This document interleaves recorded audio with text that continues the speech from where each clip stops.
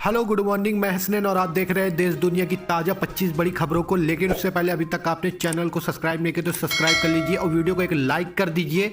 चलिए जानते हैं देश दुनिया की ताज़ा 25 बड़ी खबरों को। अयोध्या जाने की योजना बना रहे भक्तों के लिए अच्छी खबर। 19 जनवरी से रेलवे चलाएगा 1000 स्पेशल ट्रेन। अयोध्या 22 जनवरी को नवनिर्मित राम जन्मभूमि मंदिर के भव्य उद्घाटन के लिए तैयार है।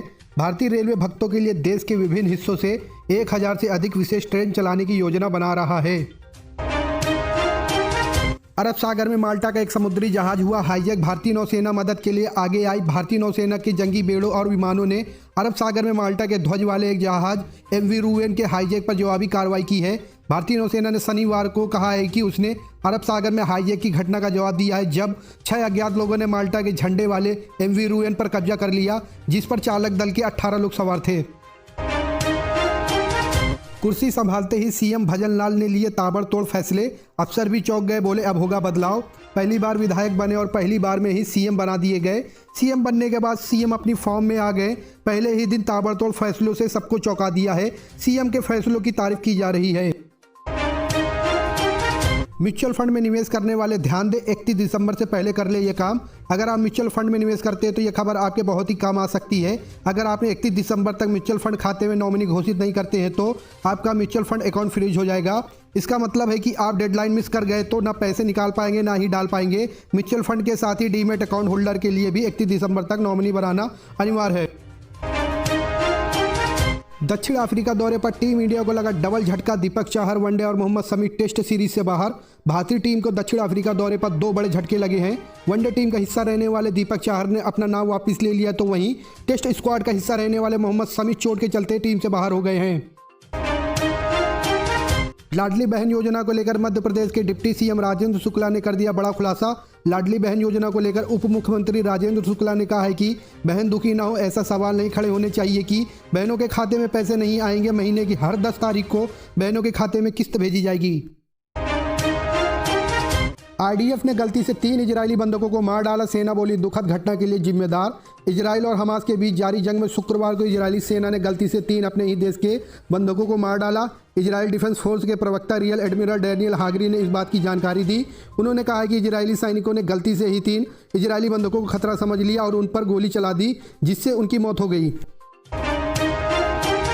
साहब इतना रहम कीजिए, फिर हाथ जोड़कर कोर्ट में क्यों गिड़गिड़ाने लगे बाहुबली मुख्तार अंसारी। उत्तर प्रदेश के बांदा जेल में बंद बाहुबली मुख्तार अंसारी ने फिर से कोर्ट में जज साहब के सामने गुहार लगाई है। शुक्रवार को वाराणसी की एक कोर्ट ने 1997 के एक धमकी देने के मामले में बाहुबली मुख्तार अंसारी को सजा सुनाई गई है, जिसको सुनकर वह पूरी तरह से टूट गए और जज से अपने लिए गुहार लगाने लगे। अभी लोकसभा चुनाव हो तो बिहार में बीजेपी का क्या होगा। सर्वे में इंडिया गठबंधन और एनडीए को कितनी सीटें। लोकसभा चुनाव 2024 में अब कुछ महीने का ही समय बचा है। इस बीच टाइम नाउ ETG ने लोकसभा चुनाव को लेकर ओपिनियन पोल के नतीजे जारी किए हैं। सर्वे में यह बताया गया है कि अगर अभी लोकसभा चुनाव हुए तो बिहार में बीजेपी, एनडीए और विपक्षी दलों के इंडिया गठबंधन का कैसे प्रदर्शन रहेगा। सर्वे में प्रधानमंत्री नरेंद्र मोदी की पार्टी बीजेपी को बढ़त मिलने का अनुमान लगाया गया है। हालांकि नीतीश कुमार की JDU, लालू यादव की RJD, राहुल गांधी की कांग्रेस समेत वाम दल का भी प्रदर्शन पिछले चुनावों से काफी बेहतर रहने का अनुमान है। सीएम योगी के बड़े प्रोजेक्ट के निर्माण में सेना को आपत्ति, अब रक्षा मंत्रालय लेगा निर्णय। शासन की ओर से भेजा गया पत्र। प्रयागराज में महाकुंभ 2025 को लेकर उत्तर प्रदेश सरकार की सबसे महत्वाकांक्षी परियोजना संगम पर रोपवे के निर्माण पर सेना को आपत्ति। सेना का कहना है कि रोपवे की केबल तार से किले के अंदर का दृश्य दिखेगा। पीएम मोदी का 17 और 18 दिसंबर को होगा सूरत और वाराणसी का दौरा। कई विकास परियोजना का करेंगे शुभारंभ।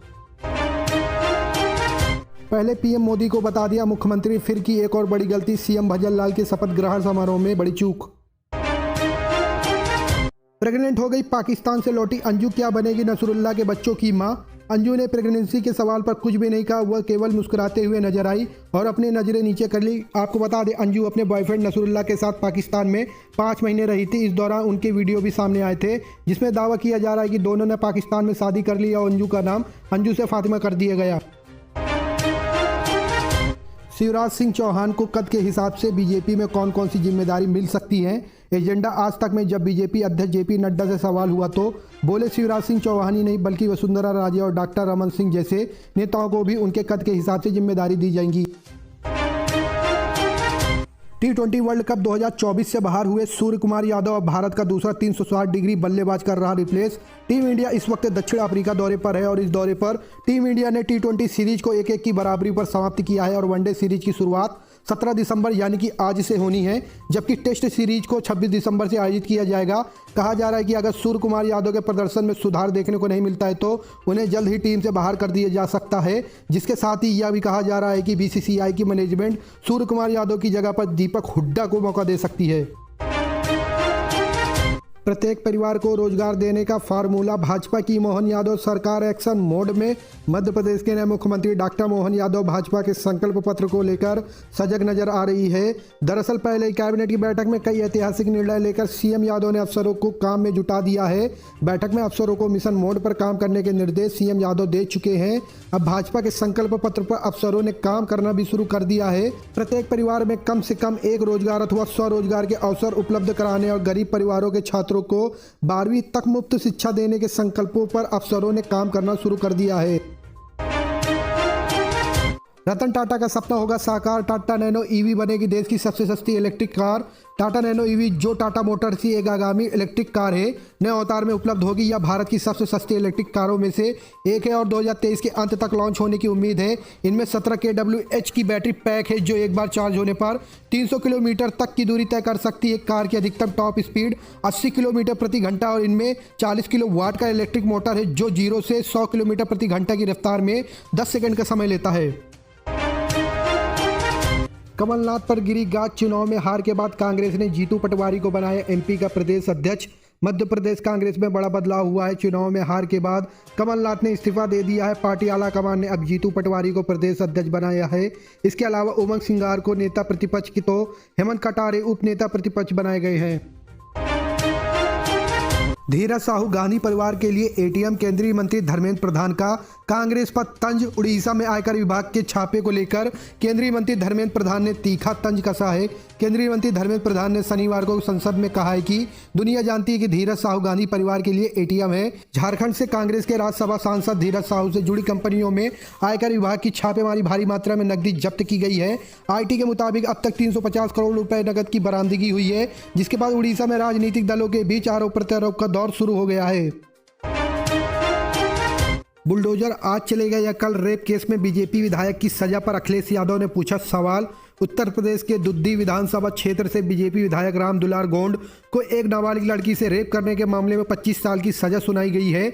इस फैसले के बाद सपा अध्यक्ष व पूर्व CM अखिलेश यादव ने BJP सरकार पर निशाना साधा है। साथ ही उन्होंने सवाल उठाया कि अब तक MLA की विधायकी रद्द क्यों नहीं की गई। अखिलेश यादव ने शनिवार को X पर पोस्ट कर लिखा, बलात्कार के मामले में BJP के दुद्दी सोनभद्र के विधायक को 25 साल की सजा व 10 लाख रुपए का जुर्माना हुआ है, फिर भी अब तक विधानसभा की सदस्यता रद्द नहीं हुई है। कहीं उन्हें भाजपाई विधायक होने की वजह से विशेष आदर और आवेदन तो नहीं दिया जा रहा है। जनता पूछ रही है कि बुलडोजर की कार्रवाई आज होगी या कल। कप्तानी जाने के बाद बाबर आजम ने रचा इतिहास, तोड़ा महान बल्लेबाज का रिकॉर्ड। पाकिस्तान क्रिकेट टीम के पूर्व टेस्ट कप्तान बाबर आजम ने ऑस्ट्रेलिया में खेले जा रहे पर्थ मुकाबले में पहली पारी के दौरान खास कीर्तिमान बनाया। कंगारू टीम के खिलाफ पाक बल्लेबाज ने भले ही घुटने टेक दिए और उनके हाथ से मैच पूरी तरह से निकला दिख रहा हो, लेकिन बाबर ने पूर्व कप्तान को तेज रन बनाने के मामले में पीछे छोड़ दिया। अब यह बैटर पाकिस्तान का सबसे तेज 13,000 रन बनाने वाला बैटर बन चुका है। आम आदमी पार्टी ने राघव चड्ढा को दी एक और बड़ी जिम्मेदारी, राज्यसभा में बनाया पार्टी का नेता। आम आदमी पार्टी ने राज्यसभा सांसद राघव चड्ढा को एक बड़ी जिम्मेदारी सौंपी है। पार्टी ने उन्हें राज्यसभा में पार्टी का नेता नियुक्त किया है। आपने इस बात की जानकारी शनिवार को दी। बता दें कि चड्ढा को 11 अगस्त 2023 को राज्यसभा से निलंबित कर दिया गया था और वे 115 दिन का निलंबन रद्द होने के बाद शीतकालीन सत्र में शामिल हुए हैं। कुवैत के शासक शेख नवाफ अल अहमद अल सबा का निधन, कुछ दिनों से चल रहे थे बीमार। कुवैत के शासक अमीर 86 वर्षीय शेख नवाफ अल अहमद अल सबा का निधन हो गया है। सरकारी टेलीविजन ने शनिवार को इसकी जानकारी दी। बता दें कि नवंबर के अंत में शेख नवाफ को एक अज्ञात बीमारी के कारण अस्पताल में भर्ती कराया गया था। इससे पहले उन्होंने 2021 में स्वास्थ्य संबंधित समस्याओं को लेकर अमेरिका का दौरा किया था। यूपी के सभी गरीब बुजुर्गों को मिलेगी पेंशन, योगी सरकार ने अधिकारी को दे दिया यह आदेश। उत्तर प्रदेश की योगी आदित्यनाथ सरकार के सभी पात्र गरीब बुजुर्गों को पेंशन देने वाली ये सभी जिला समाज कल्याण अधिकारियों को इस बात का दिशा निर्देश दे दिया गया है। बता दें कि ऑनलाइन पोर्टल के द्वारा इस पेंशन के लिए आवेदन कर सकते हैं। 20 साल की लूट ने झारखंड के लोगों को बेरोजगार और गरीब बना दिया। मुख्यमंत्री हेमंत सोरेन झारखंड की चाईबासा में मुख्यमंत्री हेमंत सोरेन ने शनिवार को कहा कि जब राज्य का गठन हुआ था तो इसके पास अधिशेष बजट था, लेकिन पिछले 20 वर्षों में इस पर शासन करने वालों ने इसके संसाधनों को लूट कर यहाँ की जनता को बेरोजगार और गरीब बना दिया।